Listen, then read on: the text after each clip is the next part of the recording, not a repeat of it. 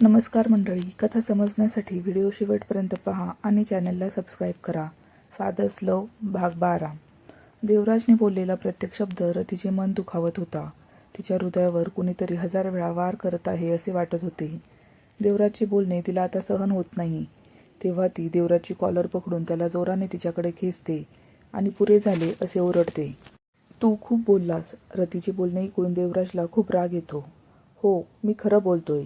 तू एका माणसासाठी इतकी भुकेली झाली आहेस की तू शिक्षक, एक घटस्फोटीच माणूस आहेस हेही तू पाहिलं नाही. जेव्हा रती त्याचे बोलणे सहन करू शकत नाही तेव्हा तिने देवराजचे दोन्ही हात झटकले आणि त्याच्या गालावर जोरात चापट मारली आणि म्हणाली, माझ्याबद्दल हे सगळं बोलण्याची तुझी हिंमत कशी झाली? तिच्या डोळ्यातून अश्रू सतत वाहत होते आणि त्याच वेळी तिच्या चेहऱ्यावर एक दुःखी हास्य होते. ती देवराजकडे बोट दाखवत म्हणते की सगळेच तुझ्यासारखे नसतात. लक्झरी लाईफ सगळ्यांनाच मिळत नाही. तुम्हाला माहीत आहे, मी पण माझ्या आजीला नको म्हणून सांगितले होते या ब्लाइंड डेटसाठी. पण तुम्हाला माहीत आहे का ती मला काय म्हणाली? तिने मला सांगितले की मी इतकी लायक नाही की तिच्या विरोधात जाऊ.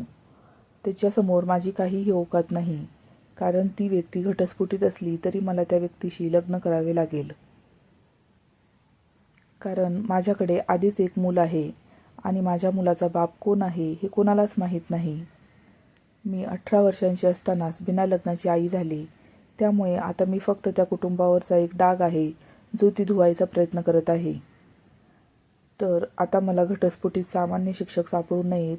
मी काय शोधू? हा माझ्यासाठी कोणता माणूस असला पाहिजे? माझ्या सद्यस्थितीनुसार माझ्याशी कोण लग्न करू इच्छितो?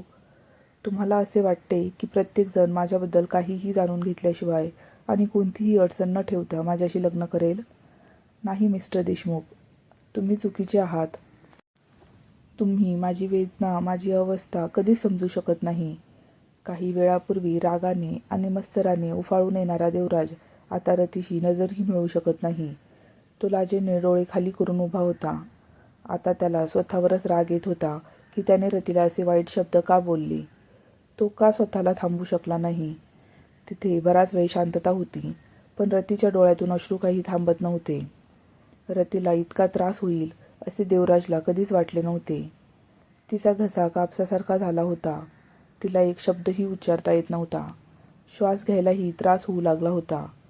एका मुलामुळे रतीच्या संपूर्ण आयुष्यावर परिणाम होईल असे तिने 5 वर्षांपूर्वी खरंच विचार केला नव्हता. तिथून वळून तिने दार उघडले आणि खोलीबाहेर जायला निघाली.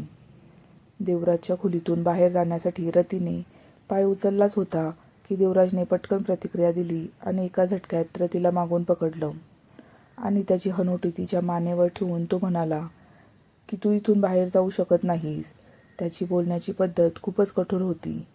तो खूपच दबंग दिसत होता. त्याचे बोलणे ऐकून रती क्षणभर शांत होते. पण दुसऱ्याच क्षणी ती देवराजचा हात कमरेवरून काढण्याचा प्रयत्न करते, पण तिला त्याचे हात काढता येत नाहीत. आणि मग तिला पुन्हा देवराजचे शब्द कानावर पडले. तो म्हणत होता, मला माफ कर की मी तुला खूप त्रास दिला. माझ्या बोलण्याने तुला एवढा त्रास होईल हे मला माहीत नव्हतं. पण तू घटस्फोटीत पुरुषाशी संबंध जोडून त्याच्या मुलांची काळजी घ्यावी असे मला वाटत नाही. तो पुढे काहीतरी बोलणार होता तेव्हा रतीने तिच्या कमरेवरून हात झटकले आणि त्याला तिच्यापासून दूर ढकलले. त्यानंतर ती त्याला म्हणाली, मला तुझ्याशी बोलायचं नाही आणि ऐकायचंही नाही आणि आता माझ्या आयुष्यात डोकवण्याचा तू प्रयत्नही करू नकोस. त्यानंतर ती खोली सोडते. रती खोलीतून बाहेर पडताच देवराज खोलीच्या भिंतीला जोरात मारतो. त्यामुळे त्याचा आवाज बाहेर ऐकू येतो. मोठा आवाज ऐकून रतीची पावले जागीच थांबली, पण मग ती एक दीर्घ श्वास घेते आणि पुढे जाऊन तिच्या खोलीत जाते. देवराजही त्याच्या खोलीचा दरवाजा जोरात आदळतो आणि आतून कुलूप लावतो. त्यानंतर तो वॉशरूममध्ये जातो. त्याच्या जखमा अजूनही ठीक झाल्या नव्हत्या. तो थंड शॉवर चालू करतो आणि तासभर त्याखाली भिजत राहतो. जखमा आता दुखायला लागल्या होत्या तरी त्याला त्याच्या जखमांची अजिबात पर्वा नव्हती. दुसऱ्या दिवशी सकाळी रती अजूनही तिच्या खोलीतच होती आणि देवराज आणि विवान दोघेही खाली डायनिंग टेबलवर बसले होते. तेव्हा देवराजने त्याच्या मुलाकडे रोखून पाहिले. तेव्हा विवानने देवराजला विचारले, काय झाले आहे मिस्टर देशमुख उर्फ माझे आदरणीय पिताजी? तुम्ही माझ्याकडे असे का बघत आहात? विवानचे बोलणे ऐकून देवराज रागाने दात घासतो आणि विवानकडे बघत तो विचारतो की तूच तुझ्या आईला ब्लाइंड डेटवर जाण्याचा सल्ला दिला होतास ना? वडिलांची म्हणणे ऐकून विवान आपल्या दोन्ही हातांनी त्याची कॉलर वर करतो आणि पुन्हा त्याच्या चेहऱ्याचा पाऊट बनवतो आणि त्याचे दोन्ही हात गालावर ठेवतो आणि देवराजला गोंडसपणे म्हणतो, हो हो, मीच होतो तो ज्याने एंजलला ब्लाइंड डेटवर जाण्यास सांगितले. कारण जर मी मोठा असतो तर कदाचित मीच तिच्याशी लग्न केले असते आणि तिला नेहमी आनंदी ठेवले असते, तिचे संरक्षणही केले असते. परंतु त्यांनी सांगितले की मी लग्न करण्यासाठी खूपच लहान आहे आणि तू तर दुसऱ्याशी लग्न करणार आहेस आणि माझ्यासाठी सावत्र आई आणणार आहेस. मग मी माझ्या एंजलला दुसऱ्याबरोबर ब्लाइंड डेटवर का पाठवू नये? आपला मुलगा काय बोलत आहे हे ऐकून देवराजने आपला चमचा खाली ठेवला आणि समोरच्या खुर्चीत बसलेल्या आपल्या मुलाकडे पाहिले. नंतर त्यांनी विवानला विचारले, मागच्या वेळी मी तुला बंदूक कशी वापरायची हे शिकवण्याबद्दल सांगितले होते. मग आता तुला बंदूक कशी वापरायची हे शिकायचे नाही का? विवान देवराज ऐकतो तेव्हा तो आनंदी होतो. तो लहान मुलगा देवराजकडे डोळे मिचकावत पाहू लागला. त्याच्या डोळ्यात आनंदाची झलक स्पष्ट दिसत होती. तो देवराजला विचारतो, तू मला बंदूक वापरायला शिकवशील? असे होऊ नये की नंतर तुम्ही तुमच्या शब्दावर पलटताल. म्हणून मी तुम्हाला आत्ताच सांगतो की तुम्हाला तुमचा शब्द परत घेण्याची परवानगी नाही. जर तुम्ही असे केले तर मला तुमच्यावर राग येईल आणि मग मी पुन्हा कधीच बोलणार नाही. त्याने छातीभोवती दोन्ही हात क्रॉस ठेवले होते. देवराजने विवानचे ऐकले तेव्हा त्याच्या ओठांवर एक एव्हिल हसू उमटले. जणू काही तो विवानला काहीतरी राजी करायला लावणार होता. देवराज विवानचे बोलणे ऐकून काहीतरी विचार करण्याचे नाटक करतो आणि मग विवानकडे बघत म्हणतो, ठीक आहे, मग तुला माझ्यासाठी काहीतरी करावे लागेल. तुला तुझ्या आईला ब्लाइंड डेटवर जाण्यापासून थांबवावे लागेल. जर तू असे केले तर मला वेळ मिळेल तेव्हा मी तुला शिकवेल, नाहीतर एक ट्रेनर हायर करीन जो तुला गन कशी चालवायची ते शिकवेल. आता निर्णय तुझा असेल. तुला बंदूक कशी वापरायची हे शिकायची असेल तर तुला तुझ्या एंजलला ब्लाइंड डेटला जाण्यापासून थांबवावे लागेल. विवान देवराजचे म्हणणे ऐकून घेतो तेव्हा तो त्याच्या छोट्या डोळ्यांनी देवराजकडे पाहतो. देवराजचे बोलणे ऐकून त्याचा लहानसा चेहरा आधीच आकुंचित झाला होता. तो देवराजला विचारतो, मिस्टर देशमुख, तुला एंजलला का थांबवायचे आहे? तुला ती आवडते का? विवानचे बोलणे ऐकून देवराज दात चावतो आणि मनात विचार करतो की अरे देवा, माझा मुलगा खूपच प्रश्न विचारतो. हा माकडासारखा खोडकर मुलगा सामान्य मुलांसारखा का नाही? पण विवानकडे बघून तो म्हणतो, नाही, मला ती आवडत नाही. देवराजचे म्हणणे ऐकून विवान रागाने म्हणतो, मग मी एंजलला का पाठवू नये असे तुला वाटते? OMG, कसली माणसे आहेत पृथ्वीवर. आजकाल मोठे लोकही खोटे बोलतात. त्यापैकी एक माझे आदरणीय वडील आहेत. त्यांना माझी एंजल आवडते, पण ते मान्य करायलाच तयार नाही. विवानचे बोलणे ऐकून देवराज रागवतो आणि त्याला म्हणतो की मला वाटते आता तुला बंदूक कशी वापरायची हे शिकायचे नाही. तू माझ्या ऐकण्यास नकार देत आहेस. देवराजच्या भुवया वरच्या दिशेने उंचावल्या होत्या. देवराजचे बोलणे ऐकून विवानला धक्का बसला आणि तो म्हणतो, अरे आदरणीय बाबा, मला नक्कीच शिकायचे आहे. तुम्ही मला वारंवार धमक्या का देत आहात? देवराज विवानचे म्हणणे ऐकून घेतो आणि म्हणतो, ठीक आहे, मग मी जे सांगेन ते कर आणि आता एकही प्रश्न विचारू नकोस. विवानने देवराजचे म्हणणे ऐकून तोंड उघडले आणि म्हणाला, जा, तू तर मला धमकावत आहेस. विवान नाखुशीने स्वतःलाच बडबड करण्यापासून रोखू शकला नाही. त्याने पुन्हा आपल्या मनात देवराजच्या विधानाचा विचार केला की त्याला बंदूक कशी वापरायची हे पण शिकायचे आहे आणि त्याची इच्छा होती की त्याच्या एंजलला एक राजकुमार मिळावा जो दिसायला देखणा असेल आणि त्याच्या एंजलला आवडेल. देवराज विवानकडे पाहतो जो कुठेतरी हरवला होता. त्याला त्याचा मुलगा काय विचार करत होता हे माहीत होते. त्याच्या ओठांवर एक शैतानी हास्य होते. तो कॉफीचा एक घोट घेतो आणि त्याला चिडवायला म्हणतो, तू काय विचार करत आहेस? तुला एकदाच चान्स मिळेल, तर तुझ्याकडे फक्त 1 मिनिट आहे. 10 मिनिटांनंतर रती खाली आली तेव्हा तिला दिसले की विवान त्याच्या विचारात हरवला होता आणि देवराज त्याची कॉफी पीत होता. तिने देवराजकडे पूर्णपणे दुर्लक्ष केले कारण तिला आता त्याच्याशी बोलायचेच नव्हते. म्हणूनच ती विवानला विचारते, तू कुठे हरवलास बाळा? जेवून घे लवकर. विवान जेव्हा रतीचा आवाज ऐकतो तो विचारातून बाहेर येतो आणि रतीसमोर आपले ताट ठेवतो आणि म्हणतो, कुठे नाही एंजेल, तू पण माझ्याबरोबर जेव. रती ही त्याच्या शेजारच्या खुर्चीत बसते आणि विवानच्या गालाचे किस घेते आणि थँक्स बेबी म्हणते. जेव्हा विवानला त्याच्या आईचे ओठ त्याच्या गालावर जाणवतात तो देवराजकडे चोरलेल्या नजरेने बघू लागतो, जो त्याच्याकडे रागाने बघत होता. वडिलांना चिडवण्यासाठी विवान खुर्चीवरून खाली उतरतो आणि रतीच्या मांडीवर बसतो आणि तिच्या गालाचे किस घेतल्यानंतर तो आपले दोन्ही हात तिच्या गळ्यात ठेवून तिला विचारतो, एंजल, तू शेवटच्या वेळी ब्लाइंड डेटला कधी गेली होतीस? ते काका आता तुझ्याशी बोलतात का? रती मान हलवत हो म्हणाली. विवान पुन्हा डोळे मिचकावतो आणि देवराजकडे पाहतो, ज्याचा चेहरा पूर्णपणे काळा झाला होता. तो रतीला पुन्हा विचारतो की तुला आता तो आवडतो का? विवानने हे विचारल्यावर रतीला काहीतरी विचित्र वाटतं, पण ती फारसं लक्ष देत नाही. कॉफी पित असताना तिने नकळत वर्तमानपत्र वाचत असलेल्या देवराजकडे कटाक्ष टाकला. त्याला कळलं की रती त्याच्याकडे बघत आहे. त्याच्याकडे बघून असं वाटत होतं की त्याला दोघांच्या आई आणि मुलाच्या संभाषणात रस नाही. रतीने देवराजवरून नजर फिरवली आणि तिला तिचा मुलगा तिच्या मांडीला चिकटून बसलेला दिसला. रती त्याच्या डोक्याला हात लावत म्हणाली, हो बाळा, तो खूप चांगला आहे. त्याने मला खूप मदतही केली आहे. 7 दिवसांनी मी त्याला जेवायला भेटणार आहे आणि मला त्याचे आभार मानायचे आहेत. तुला माझ्यासोबत यायला आवडेल का? तेच रतीचे ऐकून देवराच्या चेहऱ्यावर चिडचिड स्पष्ट दिसत होती. त्याचा हात वर्तमानपत्रावर घट्ट होतो. रतीचे बोलणे ऐकून विवान पुन्हा देवराजच्या रागावलेल्या चेहऱ्याकडे पाहतो आणि मग रतीकडे तोंड करून आनंदाने मान हलवत म्हणाला, अर्थात मला त्यांना बघायचे आहे. देवराजला आता सहन होत नाही. तो आई आणि मुलाकडे एकटक पाहतो आणि मग त्याच्या कर्कश आवाजात तो बटलरला फोन करतो आणि त्याला आदित्यला फोन करून सांगायला सांगतो की आज आपण यंग मास्टरकडून घेतलेली सगळी ट्रेनिंग बंद कर. तो आजपासून फक्त त्याचा अभ्यास करेल. तो अजूनही खूप लहान आहे ते सर्व शिकण्यासाठी. विवानने देवराजचा आवाज ऐकताच तो मोठ्याने ओरडला, नाही नाही. मग तो रतीला म्हणतो, मला आता तुझ्यासोबत जायचे नाही. त्याचा आवाज मोठा होता आणि जणू तो देवराजला पुढे काही बोलण्यापासून थांबवत होता. रतीला विवानमध्ये काहीतरी विचित्र वाटत होतं, म्हणून तिने काळजीपूर्वक त्याच्याकडे पाहिलं तर त्याने गाल फुगवले होते. ती काही विचारण्याआधीच विवान बोलला, ठीक आहे, मी जाणार नाही. मी खूप व्यस्त आहे. मला खूप काही शिकायचे आहे आणि वेळही खूप कमी आहे. रती विवानचे म्हणणे ऐकते आणि बरं म्हणते. असं म्हणत ती विवानला हाताने खायला घालू लागली.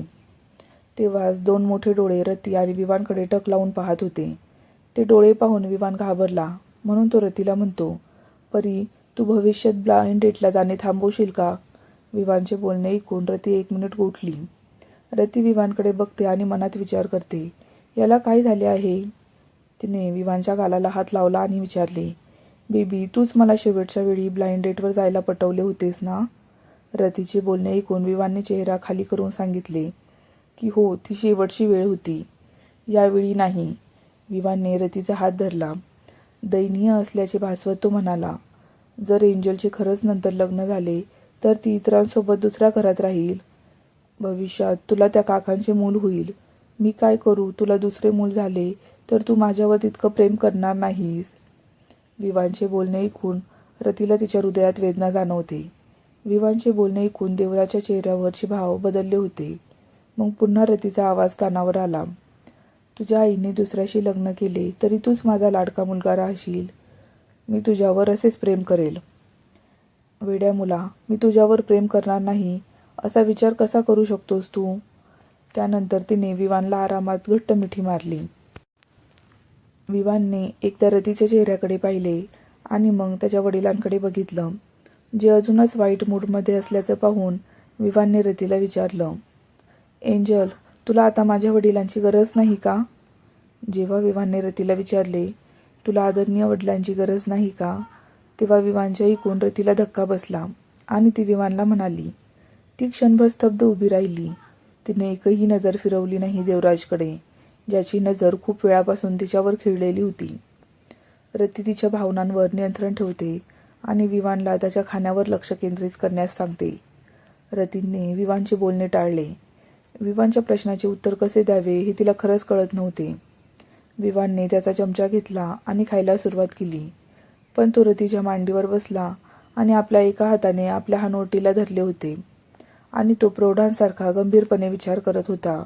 आणि मग रतीला म्हणाला, तरीही माझे प्रिय आदरणीय वडील तुझ्याशी लग्न करण्यास तयार नाहीत. आणि जेव्हा देवराजला रतीशी लग्नच करायचं नाही आणि त्याला ती आवडतही नाही, तेव्हा एंजल, तू भविष्यात तुला कुणाशी लग्न करायचं असेल तर तू करू शकतेस. पिताजी, बरोबर बोललो ना मी? दुसरीकडे कुणाचा तरी चेहरा अतिशय रागीट आणि थंड झाला होता आणि तो आपल्या मुलाकडे एकटक पाहत होता. विवानला माहीत होते की त्याचे वडील त्याच्याकडे एकटक पाहत आहेत, ज्याकडे विवानने पूर्णपणे दुर्लक्ष केले होते. आणि त्याचे मोठे डोळे बंद करून त्याच्या जेवणाचा आस्वाद घेताना तो म्हणतो, वा परी, आजचे जेवण खूपच चविष्ट आहे. बघ तू हे खा. त्याला फक्त देवराजचा रागावलेला चेहरा बघायचा नव्हता. त्याला तो अजिबात बघायचा नव्हता, नाहीतर त्याला त्याच्या वडिलांपासून कुणीही वाचू शकत नव्हते. रतीला हे सगळं खूपच विचित्र वाटत होतं.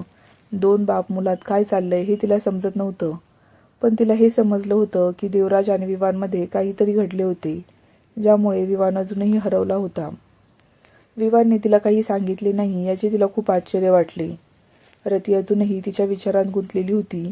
अचानक तिच्या कानावर एक मोठा आवाज आला, जो देवराजचा कॉफीचा कप खाली जोरात आदळण्याचा होता.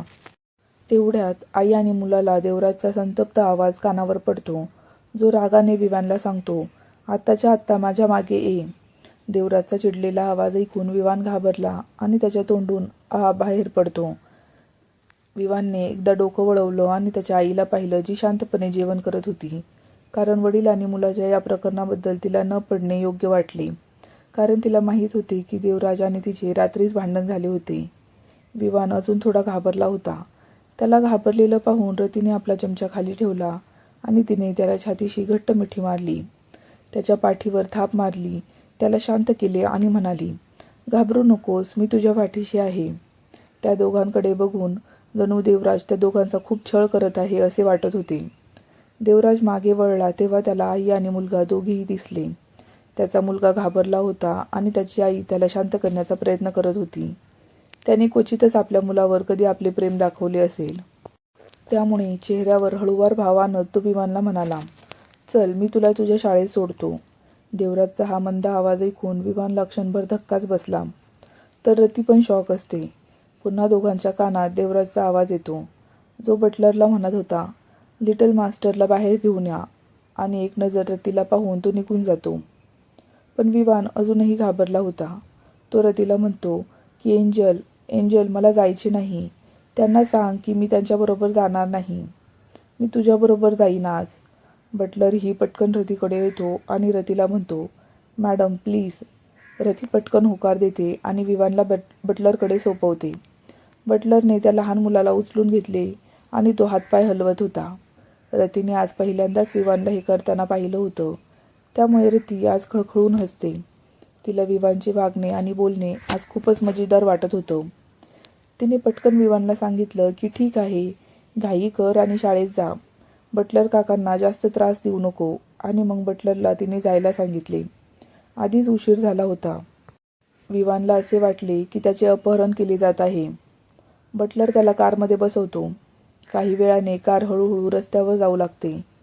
लहानग्या विवानच्या चेहऱ्यावरचे भाव अतिशय विचित्र होते. तो खिडकीजवळ बसला होता. विरुद्ध बाजूला देवराजने एक पाय दुसऱ्या पायावर ठेवला होता.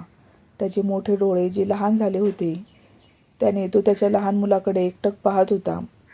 देवराजने त्याच्या खोल आणि उद्धट आवाजात त्याला विचारले, तुला माहीत आहे का तू काय चूक केली आहेस? इकडे तिकडे डोकं हलवत विवान विचारतो, माझं काय चुकलं? मी तुला काय सांगितले पण तू काय केलंस? देवराजचे ऐकून विवानने मान डोलवली आणि म्हणाला, तू मला माझ्या एंजलला ब्लाइंड डेटवर जाऊ नकोस म्हणून समजवायला सांगितलेस. पण ती किती आनंदी होती. मग मी स्वतःसाठी तिचा आनंद का काढून घेऊ?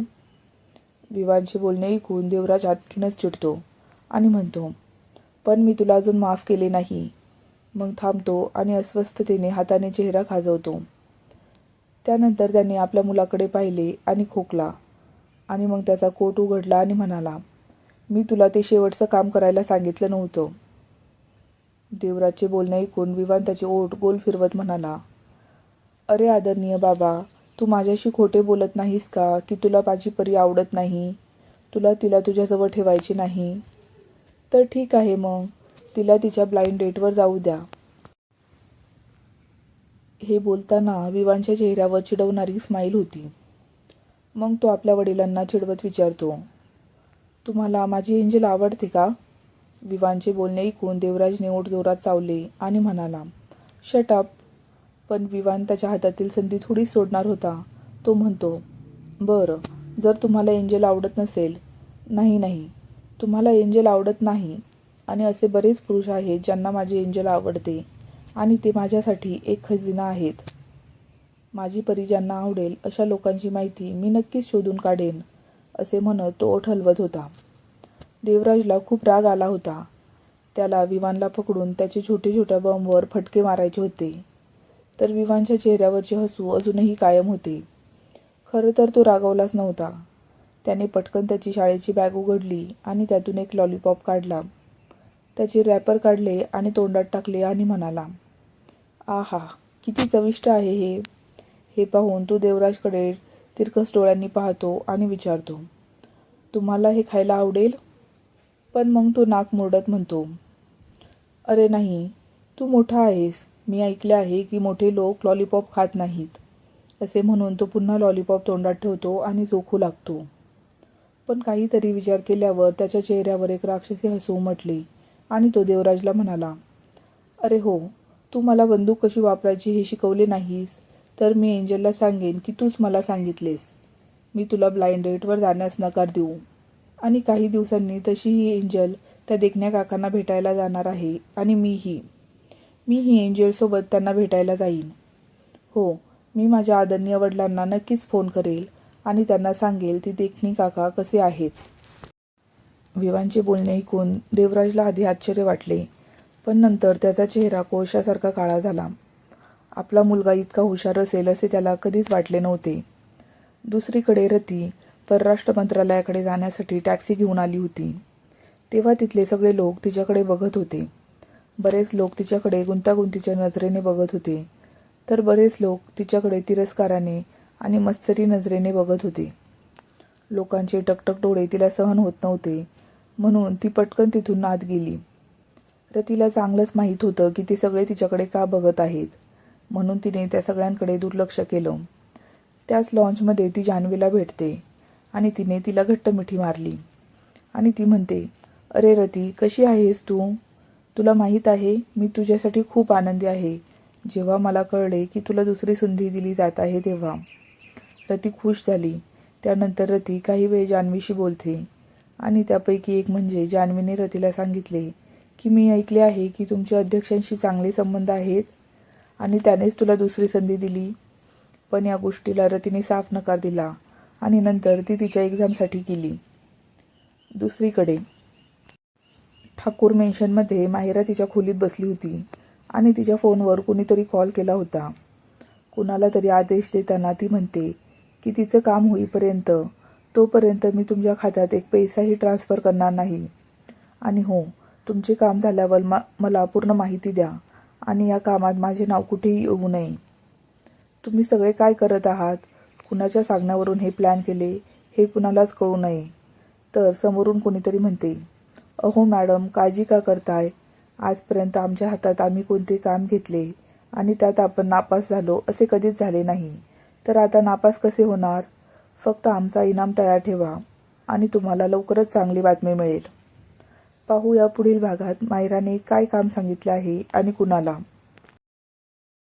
नमस्कार मंडळी, कथा आवडत असल्यास चॅनेलला लाईक, शेअर आणि सबस्क्राईब करायला विसरू नका.